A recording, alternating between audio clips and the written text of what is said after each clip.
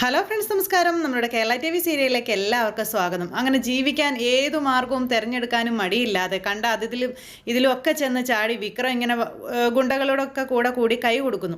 അങ്ങനെ തൻ്റെ ജീവിതത്തിൽ തനിക്ക് എവിടെയെങ്കിലും എത്തിപ്പെടണം, ജീവിക്കാൻ വേണ്ടി എന്തു പണിക്കും താൻ തയ്യാറാണെന്ന് വന്നവന്മാരോട് പറഞ്ഞാണ് കൂട്ടുകൂടുന്നതും കൈ കൊടുക്കുന്നതും. അങ്ങനെ വിക്രത്തിൻ്റെ ജീവിതം ഏകദേശമൊക്കെ തീരുമാനമായി അങ്ങനെ നിൽക്കുന്നു. എന്തായാലും ആ ഒരു സംഭവം അവിടെ കഴിഞ്ഞതിന് ശേഷം പിന്നെ കാണിക്കുന്നത് നമ്മുടെ ശാരിയും സരിയും കിടന്നുറങ്ങുന്നു. അതുപോലെ തന്നെ രാഹുലും മനുവും കിടന്നുറങ്ങുന്നു. രണ്ടുപേരും രണ്ട് മുറികളിലായിട്ടാണ് കിടന്നുറങ്ങുന്നത്. നല്ല ഉറക്കത്തിലാണ്. നല്ല ഉറക്കം എന്ന് പറഞ്ഞാൽ നല്ല ഉറക്കത്തില്ല. എന്തായാലും മനുവേട്ടനില്ലാതെ ജീവിക്കാൻ പറ്റാതെ നമ്മുടെ സരിയും ഉറക്കത്തിൽ നിന്ന് എഴുന്നേറ്റ് മനുവിനെ വിളിക്കുക. മനുവിൻ്റെ ഫോണിലേക്ക് വിളിച്ചു. അപ്പോൾ മനു ഉറക്കത്തിൽ ഫോൺ എടുത്തു കഴിഞ്ഞപ്പോൾ അച്ഛൻ അപ്പുറം കിടന്നുറങ്ങുമല്ലേ, നോക്കുന്നുണ്ടോയെന്ന്. അങ്ങനെ അതെടുത്ത് നോക്കി. അത് കഴിഞ്ഞിട്ട് പിന്നെ മെസ്സേജ് അയക്കുന്നു, പരസ്പരം കാണാനെന്ന് പറയുന്നു. അങ്ങനെ നമുക്ക് പുറത്തേക്കൊന്ന് പോയാലോ എന്നൊക്കെ ചോദിച്ച് സരിയും മെസ്സേജ് അയച്ച അനുസരിച്ച് പോവാലോ എന്നും പറഞ്ഞു ചേട്ടനും മെസ്സേജ് അയച്ചു. അങ്ങനെ രണ്ടുപേരും അച്ഛൻ്റെ അമ്മയുടെയും കണ്ണ് വെട്ടിച്ച് മുറ്റത്തേക്ക് ഇറങ്ങുന്നു. എന്തായാലും രണ്ടുപേർക്കും ഭയങ്കര സന്തോഷമായി. രണ്ടുപേരും ഒത്തിരി നാൾ കൂടി ഒരുമിച്ച് ഇങ്ങനെ നിൽക്കുകയല്ലേ. അപ്പോൾ ഇറങ്ങുന്നതിന് മുൻപ്, എടോ രാഹുലേ, ഞാൻ തൻ്റെ മോളോടൊപ്പം ഒന്ന് പോയിട്ട് വരട്ടെ എടോ എന്നും ചോദിച്ചിട്ടാട്ടോ ഇറങ്ങുന്നത്. അങ്ങനെ മനു ഇറങ്ങിയിട്ട് സരുവിൻ്റെ കൂടെ പോകാനായിട്ടുള്ള പരിശ്രമങ്ങൾ. അങ്ങനെ ആരും കാണാതെ ചെവി അറിയാതെ രാത്രി രണ്ടുപേരും പുറത്തിറങ്ങി ഭയങ്കര ചിരിയും കളിയും തമാശയും പ്രണയവും ഒക്കെ ആയിട്ട് അങ്ങനെ ഇരിക്കുന്നു. ഈ സമയത്താണ് നമ്മുടെ രാഹുലിന് ദാഹിക്കുന്ന രാഹുൽ എന്ത് ചെയ്തു, വേഗം എഴുന്നേറ്റ് വെള്ളം കുടിക്കാനായിട്ട് നോക്കുന്നു. വെള്ളം കുടിച്ചിട്ട് തിരിഞ്ഞു നോക്കിയപ്പോൾ മരുമോനെ കാണുന്നില്ല. നോക്കിയപ്പോൾ ചങ്ക് ഇടിച്ചു. ഈശ്വര, ഇത് പിന്നെ എവിടെ പോയെന്ന് ഓർത്ത് ചാടി എഴുന്നേറ്റ് പോവുകയാണ്. മരുമകൻ എവിടെ പോയി എന്നറിയാനായിട്ട് വേഗം തന്നെ പുറത്തിറങ്ങി വന്നു. അതോടെ ഇവിടെയൊക്കെ നോക്കിയിട്ടും കണ്ടില്ല. വേഗം തന്നെ ശാരിയുടെ അടുത്തേക്ക് വന്നിട്ട് ഡോറിൽ വന്ന് കൊട്ടി. രാത്രിയിൽ ഇനി ഇതാരാണോ എന്നും പറഞ്ഞുകൊണ്ട് ചെന്ന് ശാരി വാതിൽ തുറന്നപ്പോൾ ഭർത്താവ്. അപ്പം അങ്ങനെ വന്ന് നോക്കി നിൽക്കുന്ന ഭർത്താവിനെ കണ്ടപ്പോഴത്തേക്കും വാതിൽ തുറന്നു കൊടുത്തപ്പോൾ ഭർത്താവിനെ കണ്ടല്ലോ. അദ്ദേഹത്തിനെ കണ്ടപ്പോഴേക്കും എന്താ രാഹുലേട്ടാന്ന് ചോദിച്ചു. പറന്നകത്തേക്ക് കയറി വന്നിട്ട് ചുറ്റിനും നോക്കി. എന്ത് ചെയ്യും, സരു എവിടെയെന്ന് ചോദിച്ചു. അപ്പം ഇവിടെ ഇല്ലെന്നേ, അവിടെ മനോഹറും ഇല്ല. ഇനിയിപ്പോൾ എന്ത് ചെയ്യുമെന്ന് രാഹുൽ. അവർ പുറത്തേക്ക് പോയി എന്നുള്ള കാര്യം ഉറപ്പാണെന്ന് പറഞ്ഞപ്പോൾ പോയെങ്കിൽ പോട്ടെ എന്ന് പറഞ്ഞു ശാരി. അവർ തളച്ചിരിക്കുകയല്ലേ, അവർക്ക് എന്തെങ്കിലും മിണ്ടണമെന്നും പറയണമെന്നൊക്കെ കാണില്ല എന്ന് ചോദിച്ചപ്പം ഈ നേരത്താണോ മിണ്ടും പറയുകയൊക്കെ ചെയ്യുന്നതെന്ന് ചോദിച്ചു രാഹുൽ. എന്താ ചെയ്താൽ? നിങ്ങളൊന്ന് പോയി കിടന്ന് ഉറങ്ങും മനുഷ്യാന്ന് ശാരി പറഞ്ഞപ്പോൾ എനിക്ക് അങ്ങനെയൊന്നും കിടന്നാലേ ഉറക്കം വരത്തില്ലെന്ന് പറഞ്ഞു രാഹുൽ. ഒരു പോളെ കണ്ണടയ്ക്കാൻ പറ്റത്തില്ലെന്നും പറഞ്ഞു. എന്തൊരു കഷ്ടം ഇത്. ഞാൻ അവനോട് പറഞ്ഞത് എഴുന്നേറ്റ് പോകരുതെന്ന്. അവരായിരിക്കില്ല പോയത്, അവളായിരിക്കും പോയതെന്ന് ശാരി അന്നേരം ഭർത്താവിനോട് പറഞ്ഞു. അവളായിരിക്കും കൂടെ ഇറങ്ങിച്ചെല്ലാം പറഞ്ഞതെന്ന്. നമ്മുടെ മോൾക്കാണ് കൂടുതൽ ശ്വാസം മുട്ടൽ, 2 മുറിയിൽ താമസിക്കാൻ. നീ കാര്യങ്ങൾ മനസ്സിലാക്കാത്തത് എന്താ ശാരി? എന്തോന്ന് മനസ്സിലാക്കാനാ രാഹുലേട്ടാ? അവരെ ഭാര്യയും ഭർത്താവുമാ. നീ വ്രതത്തിൻ്റെ കാര്യമൊക്കെ മറന്നു പോയോ? എൻ്റെ പൊന്നോ, ഇങ്ങേരുടെ ഒരു വ്രതം എന്നും പറഞ്ഞുകൊണ്ട് ശാരി ഇങ്ങനെ 100 പ്രാക്കും പ്രാഗി. നിങ്ങൾക്ക് എന്തോ കുഴപ്പമുണ്ട് മനുഷ്യ, അതുകൊണ്ടാണ് നിങ്ങൾ ഇങ്ങനെയൊക്കെ കാണിക്കുന്നത്. അതെ, കുഴപ്പമുണ്ട്. അത് കൂടാതിരിക്കാനാണ് ഞാൻ ഇങ്ങനെ ഓരോന്ന് പറയുന്നതെന്നും പറഞ്ഞുകൊണ്ട് രാഹുൽ വേഗം ഓടി പാഞ്ഞു പുറത്തേക്ക് പോവുക. അവരെവിടെയാണെന്ന് കണ്ടുപിടിച്ചേ പറ്റുള്ളൂ എന്നും പറഞ്ഞു. അങ്ങനെ തപ്പി തന്നു കഴിഞ്ഞപ്പോഴത്തേക്കും ഇവർ രണ്ടുപേരും കൂടെ അവിടെ സ്വിമ്മിംഗ് പൂളിൻ്റെ അടുത്ത് ഇരിക്കുന്നത് കണ്ടു. എടാ എന്നും പറഞ്ഞ് തന്നൊരു വിളി. ചാടി എഴുന്നേറ്റു. ഇങ്ങനെ അച്ഛനെ നോക്കി പേടിച്ച് ഇങ്ങനെ നിൽക്കുമ്പോൾ എല്ലാവരും ഉറങ്ങിയ സമയത്ത് നിങ്ങൾ രണ്ടുപേരും ഇവിടെ വന്നിരിക്കാല്ലേ എന്ന് രാഹുൽ മരുമകനോടും മകളോടുമായിട്ട് ചോദിച്ചു. അത് കേട്ട് കഴിഞ്ഞപ്പോൾ എന്താ ഇവിടെ ഇരുന്നാ എന്താ കുഴപ്പം എന്ന് സരി ചോദിച്ചപ്പോൾ ഇനി എന്താ ഇവിടെ വന്നിരുന്നാലെന്ന് മനുവും ചോദിച്ചു. നിങ്ങൾ അങ്ങനെ ഇവിടെ വന്നിരിക്കാൻ പാടില്ല എന്ന് പറഞ്ഞു. എന്താ ഇവിടെ വന്നിരുന്നാലും കുഴപ്പം? ഇപ്പോഴേ നല്ല മഞ്ഞുള്ള സമയമാണ്, അതുകൊണ്ട് ഒന്നും പറ്റത്തില്ല എന്നും പറഞ്ഞുകൊണ്ട് അങ്ങനെ രാഹുൽ പറഞ്ഞപ്പം ഇപ്പോഴും നല്ല മഞ്ഞ് ഇവിടെ മാത്രമല്ല, അങ്ങ് അമേരിക്കയിലും നല്ല മഞ്ഞുള്ള സമയമാണ്. അതുകൊണ്ട് ഞങ്ങൾക്ക് കുഴപ്പമൊന്നുമില്ല. നാളെ അമേരിക്കയിലേക്കല്ലേ പോകാൻ പോകുന്നതെന്ന് ചോദിച്ചു. അത് കേട്ടപ്പം അതുകൊണ്ടാണ് ഞാൻ പറഞ്ഞത് മഞ്ഞുള്ള സമയത്ത് പുറത്തു വന്നിരിക്കാമെന്ന് മനു പറഞ്ഞപ്പോൾ അപ്പം നീയാണ് ഇവളെ കൂട്ടിക്കൊണ്ട് വന്നതല്ലേ എന്ന് ചോദിച്ചു രാഹുൽ മനുവിനോട്. അയ്യോ അല്ല, ഞാൻ ആ മെസ്സേജ് അയച്ചു മനു എന്നെ ഉണർത്തിയത്, എന്നിട്ട് ഞങ്ങൾ ഒരുമിച്ചാണ് ഇവിടെ വന്നിരുന്നതെന്ന് സരി പറഞ്ഞു. അച്ഛനകത്ത് പോയെന്ന് കിടന്നൂടെ? ഞങ്ങൾ മുറിക്കകത്തല്ലല്ലോ ഇരിക്കുന്നത്, പുറത്തല്ലേ. പിന്നെന്താ?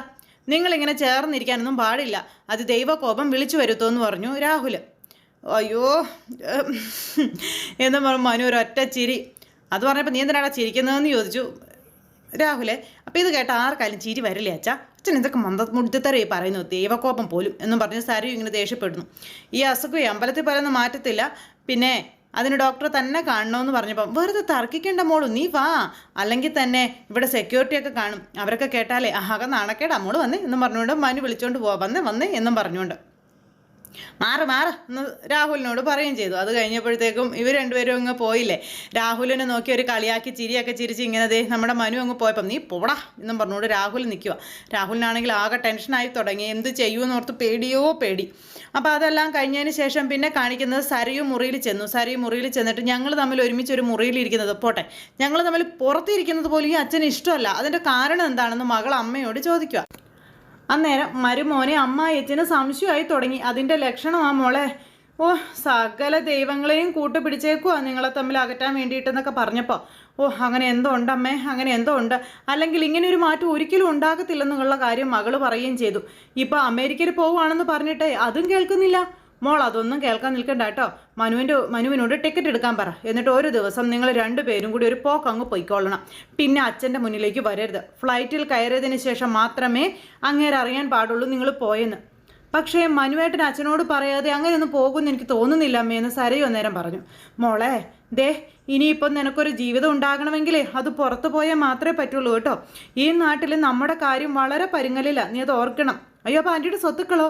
എൻ്റെ പൊന്നുമോളെ, മോളും മനുവായിട്ട് പോയി കഴിഞ്ഞാൽ ഞങ്ങൾ രൂപയെ ബ്രെയിൻ വാഷ് ചെയ്തിട്ട് എല്ലാം വിൽപ്പിച്ചോളാം, നിങ്ങൾ ടെൻഷൻ അടിക്കുകയും വേണ്ടെന്നേ. ആ സമയത്ത് നിങ്ങൾ ഇങ്ങോട്ടേക്ക് വന്നാലും മതി, പിന്നെ നിങ്ങൾ പോകുമ്പോൾ ഞങ്ങളും കൂടെ വരാം, എന്താ അത് പോരെന്ന് ചോദിച്ചു. അല്ല അപ്പോൾ ആൻറ്റിയോ?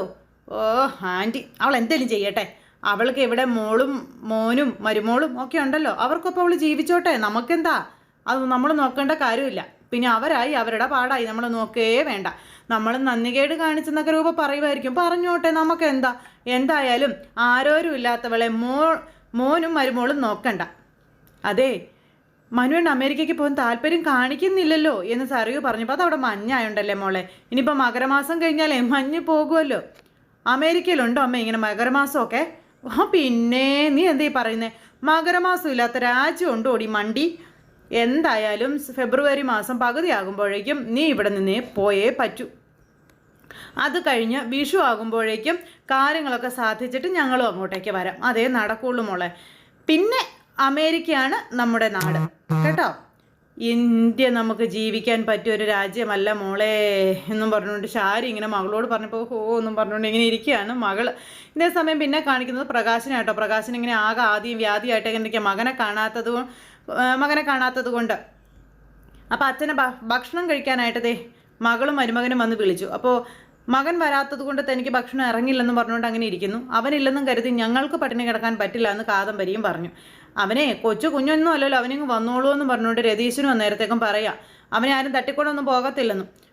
എൻ്റെ പൊന്നോ, നിങ്ങളുടെ അമ്മയെ സമ്മതിക്കണം കേട്ടോ, അവർക്ക് ആ ചെറുക്കനെ കാണാത്തതിൽ നല്ല വിഷമം. അതുകൊണ്ട് വിശന്നപ്പോൾ ആഹാരം കഴിച്ചിട്ട് സുഖമായിട്ട് കിടന്നുറങ്ങിയെന്ന് പറഞ്ഞ് വല്യമ്മയുടെ കാര്യം പറഞ്ഞു പ്രകാശനോട്. അപ്പം ഞാൻ പറഞ്ഞത് മരുന്നൊക്കെ കഴിക്കല്ലേ, കറക്റ്റ് സമയത്തിന് ആഹാരം കഴിക്കണമെന്ന്. ഇപ്പോൾ അച്ഛനും മരുന്നൊക്കെ കഴിക്കുന്ന ആളാണല്ലോ, പിന്നെന്താ കഴിക്കാത്തതെന്ന് ചോദിച്ചു മകള്. അത് കേട്ടപ്പോൾ ഇവനിത് എവിടെ പോയി കിടക്കുവാണെന്ന് ചോദിച്ചു. അവനെ കുറ്റപ്പെടുത്തണ്ടായിരുന്നു, ഒന്നും പറയണ്ടായിരുന്നു, കുറ്റപ്പെടുത്തിയത് കൊണ്ടാണ് അവൻ ഇറങ്ങിപ്പോയത്. ഇനിയിപ്പോൾ അവൻ തിരിച്ചു വരുമോയെന്ന് എനിക്ക് വല്ലാത്തൊരു പേടിയുണ്ടെന്ന് പ്രകാശൻ മകളോട് പറയുമ്പോൾ, അതെ, അങ്ങനെയൊക്കെ കുറ്റപ്പെടുത്തി ഒരു വാശിയോടെ പോയാലേ അവനൊരു ജോലി വേണമെന്നൊക്കെ തോന്നത്തുള്ളൂ, അവന് 10 കാശ് സമ്പാദിക്കണമെന്നുള്ള തോന്നലും വരുവുള്ളൂ. എത്രയെന്ന് വെച്ചാൽ 10-25 വയസ്സുമായിട്ട് ജോലിയൊന്നുമില്ലാതെ വീട്ടിൽ കയറിയിരിക്കുന്നവന് ഞങ്ങൾ ചിലവിന് കൊടുക്കുന്നത്. എടി, ഇടയ്ക്ക് നിന്നോട് അവൻ 500 രൂപ വേണമെന്ന് പറഞ്ഞില്ലേടി? പറഞ്ഞു, ഞാൻ കൊടുത്തില്ല എന്ന് കാദംബരി. കൊടുത്തിരുന്നേലേ നിന്നെ ഞാനിവിടെ വെച്ചേക്കത്തില്ലായിരുന്നു. കല്യാണിയുടെ കനിവ് കൊണ്ടാണ് ഇവൾക്കൊരു ജോലി കിട്ടിയത്, അതാരും മറന്നു പോകരുതേ. രതിയേട്ടൻ പണം കൊടുത്താലും ഞാൻ അവന് കൊടുക്കത്തില്ല, കാരണം അവൻ അത്രയ്ക്ക് അഹങ്കാരിയാണെന്ന് കാദംബരി അന്നേരം പ്രകാശൻ്റെ മുന്നിൽ വെച്ച് പറയുക. ആ കല്യാണിയുടെയും കിരൺ സാറിൻ്റെയും മുന്നിൽ താഴ്ന്നു കൊടുത്തിരുന്നെങ്കിലേ അവൻ എന്തെങ്കിലും ജോലി കിട്ടുമായിരുന്നില്ലേ എന്ന് ചോദിച്ചുകൊണ്ട് കാദംബരി ഇങ്ങനെ പറയുമ്പോഴേക്കും പ്രകാശന് അത് ഇഷ്ടപ്പെട്ടില്ല. പ്രകാശൻ ഇവരോട് ഒച്ചയെടുത്തു. അതെ, കൂടുതൽ ഇവിടെ കന്ന് ചിലക്കാൻ നിൽക്കല്ലേ, ഈ മയക്കുമരുന്നൊക്കെ അവൻ ഇടയ്ക്ക് അടിച്ച് കയറ്റുന്നുണ്ടെന്നുള്ള കാര്യം അച്ഛനോട് മരുമകൻ പറഞ്ഞു. ഇതൊക്കെ തലയ്ക്കകത്ത് കയറിയ പിന്നെ എന്തൊക്കെയാണ് ചെയ്യുന്നതെന്ന് ദൈവം തമ്പുരാന് പോലും പറയാൻ പറ്റത്തില്ല കേട്ടോ, അത് ഓർമ്മ വേണമെന്നും പറഞ്ഞുകൊണ്ട് രതീശിനകത്തേക്ക് കയറിപ്പോയി. അതെ, ഇവിടെ പട്ടിണിക്ക് കിടന്ന് ഏക്കാൻ മേലാതെ ഏതെങ്കിലും മൂലയ്ക്ക് ചടഞ്ഞുകൂടി കിടന്നാലേ നോക്കാൻ ആളില്ലെന്ന് ഓർത്തോളണമെന്ന് പ്രകാശനോട് കാദംബരി പറഞ്ഞിട്ട് കാദംബരി ഭാഗത്തേക്ക് കയറിപ്പോയി. പിന്നെ പ്രകാശൻ ആലോചന. ഇതേ സമയത്ത് കക്കലും മൂട്ടിക്കലും അതുപോലെ തന്നെ കഞ്ചാവ് വിൽപ്പന ചെയ്യാത്ത പരിപാടികളൊന്നുമില്ല ഈ വിക്രം അവിടെ കിടന്ന് അഴിഞ്ഞാടുവാണ്. അപ്പോൾ എടാ കുറച്ച് സ്വർണം കിട്ടിയിട്ടുണ്ട്, കുറച്ച് കാശും കിട്ടിയിട്ടുണ്ട്, അത് വീതം വെച്ചെടുക്കുമ്പോൾ നിൻ്റെ ഈ ടെൻഷനൊക്കെ മാറിക്കോളൂ എന്ന് കൂട്ടുകാർ പറഞ്ഞു കൊടുക്കുമോ വിക്രത്തിന്. എടാ ഞങ്ങൾ 1-2 തവണ പിടിക്കപ്പെട്ടവരാ, നീ തുടങ്ങിയവനാണ്, പിന്നെ ഇത് തുടങ്ങിക്കഴിഞ്ഞാൽ നിർത്താനേ പറ്റത്തില്ല. മാത്രമല്ല ഇതൊക്കെ നമുക്കങ്ങ് ശീലമായിക്കോളും. അത് മാത്രമല്ല കഞ്ചാവും മയക്കുമരുന്നൊന്നും അല്ലടാ ലഹരി, ഇതുപോലെയുള്ള കാര്യങ്ങളാടാ ലഹരി എന്ന് പറഞ്ഞ് കൂട്ടുകാർ പറഞ്ഞു കൊടുക്കുക. ഇപ്പോഴത്തെ സ്വർണത്തിൻ്റെ വില വെച്ച് 4-5 ലക്ഷം രൂപ എന്തായാലും കിട്ടുകളിയാ, അതിന് യാതൊരു സംശയമില്ല എന്നും കൂട്ടുകാർ പറഞ്ഞു. അപ്പോൾ ഇത് എവിടെ കൊണ്ടേ കൊടുക്കുമെന്ന് ചോദിച്ചപ്പം, എടാ സ്ഥിരമായി നമ്മളുമായി ഡീലിംഗ് നടത്തുന്ന ആൾക്കാരുണ്ടടാ, ഇടനിലക്കാർ, അവരുടെ കയ്യിൽ കൊടുത്താൽ മതി, കാര്യങ്ങളൊക്കെ നടക്കും. ഇനി നീ ഇതിലങ്ങ് ശോഭിക്കോടാ, നീ നോക്കിക്കോളാൻ പറഞ്ഞ് കൂട്ടുകാർ പിടിച്ച് നിൽക്കുക. അപ്പോൾ വിശന്നിട്ട് മേലടാ, ഓ എൻ്റെ പൊന്നെ, ഫ്രിഡ്ജിലൊക്കെ എടുത്ത് തപ്പി നോക്കി, പക്ഷെ ഒന്നും കിട്ടിയില്ല. മുട്ടയെങ്കിലും ഉണ്ടായിരുന്നെങ്കിൽ ഒരു ഓംലേറ്റ് എങ്കിലും അടിക്കായിരുന്നു എന്ന് പറഞ്ഞു കൂട്ടുകാർ. നേരെ നമുക്ക് തട്ടുകടയിൽ പോകാം, പിന്നെ അവിടെ പോയി വയറ് നിറച്ച് കഴിച്ചിട്ട് നമുക്ക് വീടുകളിലേക്ക് മടങ്ങാമെന്നും പറഞ്ഞു കൂട്ടുകാർ. അങ്ങനെ ഇവന്മാരെല്ലാവരും കൂടി തട്ടിപ്പും വെട്ടിപ്പും കൊള്ളയും കൊലയും ഒക്കെ ആയിട്ട് ഇങ്ങനെയുള്ള പരിപാടികളൊക്കെ നടത്തി വിക്രത്തെയും കൂട്ടുപിടിച്ച് സുഭിക്ഷമായിട്ട് അങ്ങനെ ജീവിക്കുന്നു. എന്തായാലും ആ ഒരു പരിപാടിയും കാര്യങ്ങളൊക്കെ അവിടെ തകൃതിയായിട്ട് നടക്കുക കേട്ടോ. നട്ടപ്പാതിരാത്രിക്കാണെന്ന് ഓർക്കണം. ഇതെല്ലാം കഴിഞ്ഞ് രാവിലെ ആയി നമ്മുടെ രൂപ അമ്പലത്തിൽ പോയി തൊഴുത് പ്രാർത്ഥിക്കുന്നു. ഇപ്പോൾ മുല്ലപ്പൂ ഒക്കെ ചൂടി നല്ല സുന്ദരി കുട്ടിയായിട്ട് നമ്മുടെ രൂപ നടപ്പും കാര്യങ്ങളൊക്കെ. രൂപ എന്നിട്ട് പ്രാർത്ഥനയും വഴിപാടുകളും കാര്യങ്ങളെല്ലാം നടത്തി അദ്ദേഹത്തിന് വേണ്ടുന്ന വഴിപാടുകളൊക്കെ നടത്തി ഇങ്ങനെ ഇറങ്ങുമ്പോൾ കാണുന്നത് സി എസിനെ കണ്ടപ്പോഴേക്ക് രൂപ ഇങ്ങനെ ഒരു ചെറിയ നാണത്തോടെയൊക്കെ നോക്കും, ഒരു കുഞ്ഞു പുഞ്ചിരിയോടെ. അപ്പോൾ സി എസ് രൂപയെ കണ്ടു. ആ ഒരു സന്തോഷത്തോടെ രൂപയെയും ഇങ്ങനെ നോക്കുക. അങ്ങനെ രണ്ടുപേരും കുറച്ച് നേരം കണ്ണിൽ നോക്കിയൊക്കെ ഇങ്ങനെ അവിടെ നിന്നു. അപ്പോഴേക്കും നമ്മുടെ സി എസിനൊരു സംശയം, അതെ അയാളുടെ മനസ്സിൽ ഇപ്പം എന്നോടുള്ള ദേഷ്യമൊന്നും ഇല്ലേ, എന്നോട് എന്തെങ്കിലും ഇഷ്ടമുണ്ടോ, അതുകൊണ്ടാണോ എവിടെ പോയാലും ഞാൻ അയാളെ കാണുന്നത്, അതുമാത്രമല്ല ഞാൻ വരുന്ന അമ്പലത്തിൽ സ്ഥിരമായിട്ട് അയാൾ വരുന്നതും അതുകൊണ്ടായിരിക്കോ എന്ന് നമ്മുടെ സി എസ് മനസ്സുകൊണ്ട് അവിടെ നിന്ന് ചിന്തിക്കുക രൂപയെ കണ്ടപ്പം. എന്നിട്ട് രൂപയൊന്നും അല്ലാത്തതുപോലെ സി എസിൻ്റെ മുന്നിലൂടെ പോയി, തൊട്ടരികിലൂടെ പോയി, നോക്കാതെ. അങ്ങനെ രൂപയെ അടുത്ത് നിന്ന് അദ്ദേഹം നോക്കുന്നു. കുറച്ചങ്ങ് മാറി കഴിഞ്ഞപ്പോഴേക്കും രൂപ തിരിഞ്ഞു നിന്ന് സി എസിനെ നോക്കുന്നു. അങ്ങനെ രണ്ടുപേരും ഇങ്ങനെ നോക്കിക്കൊണ്ട് ഇങ്ങനെ നിൽക്കുന്നു. അപ്പോഴേക്കും സി എസിന് എന്തൊക്കെയോ ഒരു സൂചന കിട്ടിയെന്ന് തന്നെ പറയാം. അതിനുശേഷം നമ്മുടെ രൂപ അങ്ങ് പോയി. അങ്ങനെ സന്തോഷത്തോടെ വണ്ടിയിൽ കയറിയിരുന്ന രൂപ ഇങ്ങനെ സി എസിനെ നോക്കി ചിരിക്കുന്നു. അങ്ങനെ ചിരിച്ചുകൊണ്ടിരിക്കുന്ന സമയത്താണ് അന്നത്തെ ആ കൊലയാളി തോക്കുമായിട്ട് ഇങ്ങനെ വന്ന് നിൽക്കുന്നത്, അതും സി എസിനെ കൊല്ലാനായിട്ട്. അങ്ങനെ അയാൾ തോക്കുമായിട്ട് ഒരു ആൽമരത്തിൻ്റെ പുറകിൽ ഇങ്ങനെ ഒളിച്ചു നിൽക്കുന്നു. അപ്പോൾ എന്തും എപ്പോൾ വേണമെങ്കിലും എങ്ങനെ വേണമെങ്കിലും സംഭവിക്കാമെന്നുള്ള ആ ഒരു സാഹചര്യം വന്ന് നിലനിർത്തിക്കൊണ്ടാണ് ഇന്നത്തെ നമ്മുടെ കഥ അവസാനിച്ചിരിക്കുന്നത്. അപ്പോൾ എല്ലാവരും കാണണം, ആരും തന്നെ മിസ് ചെയ്ത് കളയരുത്. എല്ലാവർക്കും നല്ലൊരു ദിവസം ആശംസിക്കുകയാണ്. എല്ലാവരുടെ സപ്പോർട്ടിനും സ്നേഹത്തിനും ഒത്തിരി നന്ദി അറിയിക്കുന്നു. സൂപ്പർ ഹിറ്റ് കഥയുമായി കാണുന്നത് വരെ എല്ലാവർക്കും നന്ദി.